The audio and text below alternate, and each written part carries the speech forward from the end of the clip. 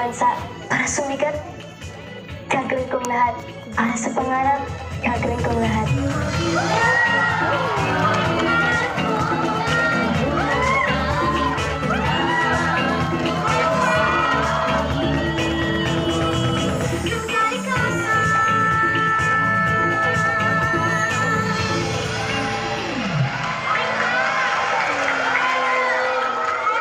And for our last finalist, let's give it up for our young environmentalist from Manila, Miss Kai Jung.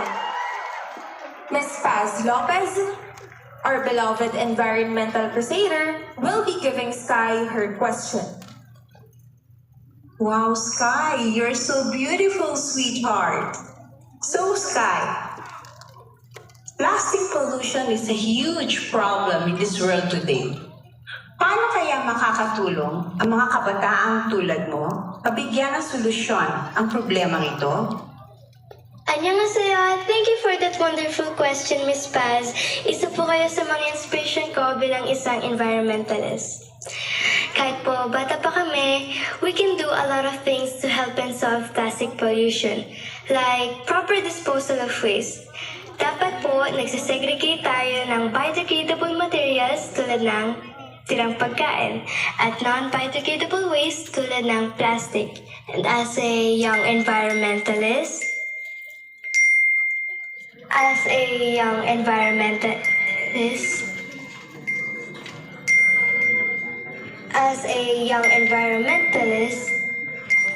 bestie, slay diba? Aminin mo, it slays. It's giving Kim J5. Diba? Oo na, Sky, pero pwede bang bumalik na tayo sa tree planting activity? Di ba yun naman ang pinunta natin dito? More videos, please. Kailangan ko siya for my stories. Besides, tumulan na kanina, no? Seryoso, Sky? Parang-parampa ka lang dun kanina, ah. Sky! Bakit? Kaya nga may street sweepers, diba? Sila na bahala dyan. Chill. Grabe ka na, Sky. Diyan ka na nga.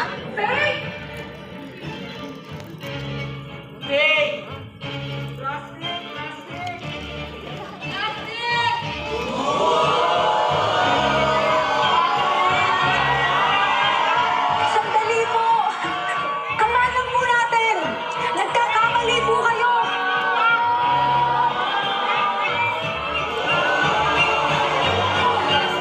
Okay, di pa to.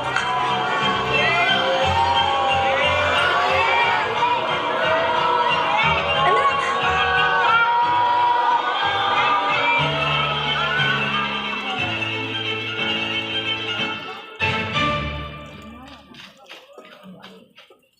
Baby, ano nangyari? Saan galing ang video na yun? Hindi ko po alam. Bakit po ito nangyayari sa akin? Nakakahirap po. Hindi ko, baby, pero kailangan natin bumalik doon. Mali mo may chance ka pang manalo. Best in talent and evening gown ka. Ayoko na. Sana first runner-up. Ayoko na po. Baby, di ba marami tayong pangarap sa buhay? Kunting corona na lang. Maaabot na natin yun.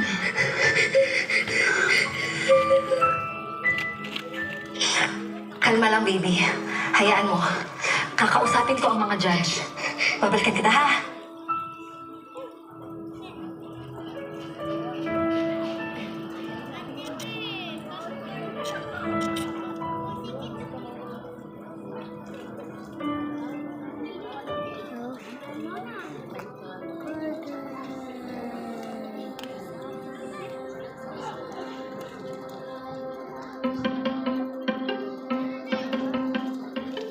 The prestigious Forest Camp Philippines returns for its 25th year. Panig Alberto, our foremost Filipino forester and environmental advocate, invites the Filipino youth to participate and experience the life-changing exploration of Philippine rainforests.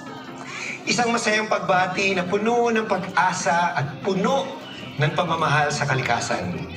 Handa na ba kayong matuklasan ang ganda at kahalagahan ng kagubatan? Alam niyo, naalala ko pa nung nag-uumpisa pa lang ang Forest Camp Philippines. You know, through the years, I must say, marami tayong mga Forest Camp delegates na naging successful. You know, they became scientists, athletes, thought leaders, Yung iba nga naging beauty queen.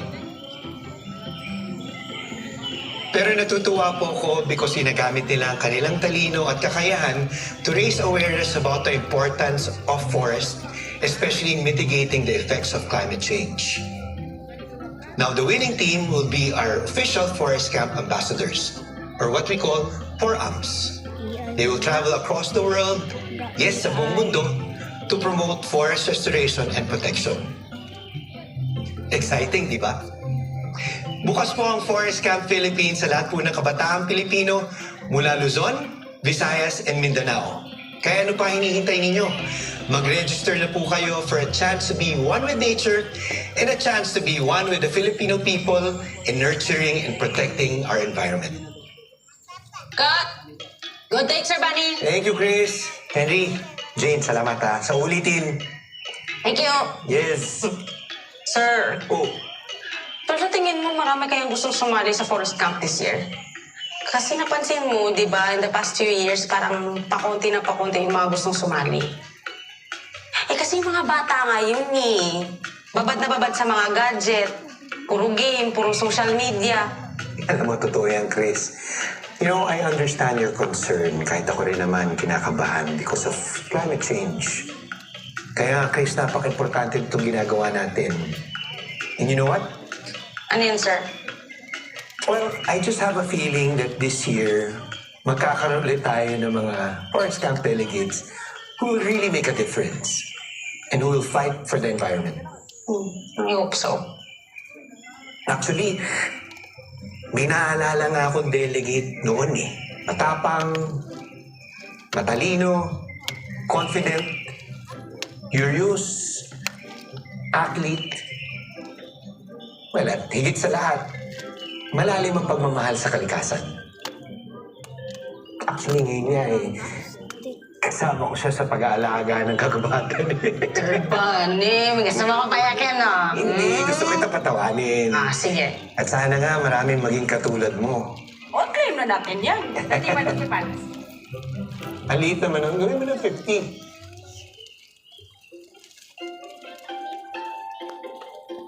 Hawag kita, malalapas na kita. Ang bagal mo, anak, ang bagal mo.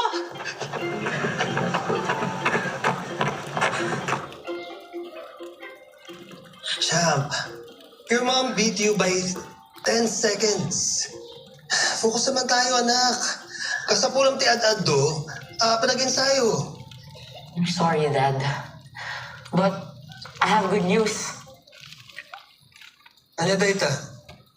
Kasali po ako sa Forest Camp sa Laguna.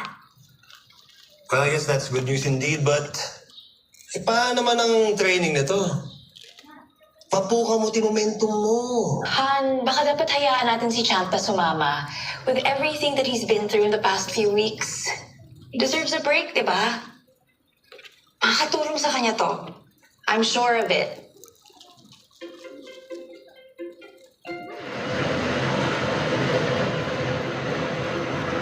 Papa! Oh, Papa! Tag-ana! Murag kabalo ko unsa na. Kadto nang mag-camping-camping no. Opa, nadawat ko! Oh! Dad ko pa! Anak. Sino naman magbabantay sa'yo ron? Dako naman gud ko. Oh? At saka gusto kong maging marine scientist. Marami kayong pumunta sa forest camp na naging scientist. Oh? At pag natupad ko na po to, paparamid ko po yung isla dito sa dagat. Milyong isla para sa buong isla natin. At di nyo na kailangang lumayo para mag-isda. Gusto ko rin malaman ng iba ang nangyari sa atin. Ang nangyari sa inyo. Ay, anak. Masyado ka pang bata. Hayaan mo kaming matatandang gumawa ng solusyon sa mga problema. Dili na ako bata, good. Oh? At saka kami rin ang magmamana ng problema dito sa isla. At malay nyo, makakuha ako ng scholarship. Di na natin problema ang pag-aaral ko. Ikaw yung bata ka. Mas maayo pa ka mga tuwirang kaysa na ako. Anak ko, anak ko. Yan. Mom, ready? Hi guys! Welcome to another episode of Lovely Sunshine Diary, Your weekly dose of self-love and body positivity. But before we begin our ritual bonding, Naku, may very special announcement tong si Sunshine para sa ating lahat. Go, anak. thanks, Mommy Love.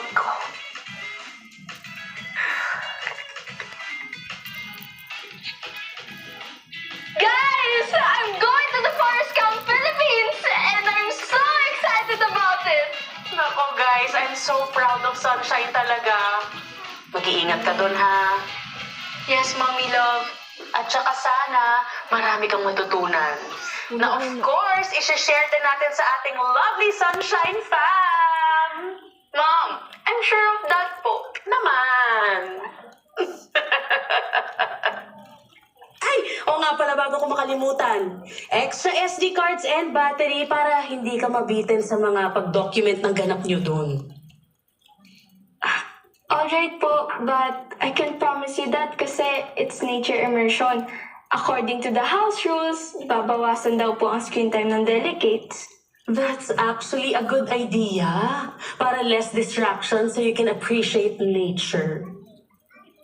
Mommy Love, kaya ko po ba talagang i-pull off to? Or dapat yung usual get-up ko na lang? Anak, outdoor activities ang gagawin nyo doon. Baka naman ma-heat stroke kapag sinuot mo yung normal clothes mo.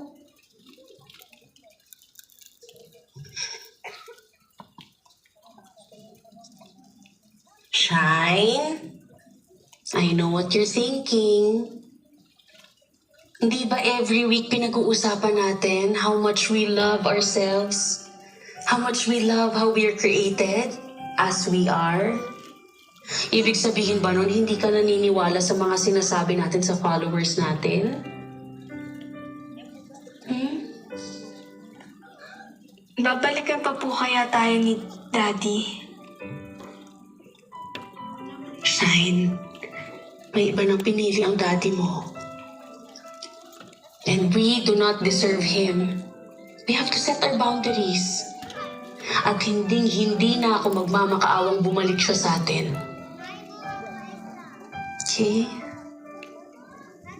I understand, Mommy.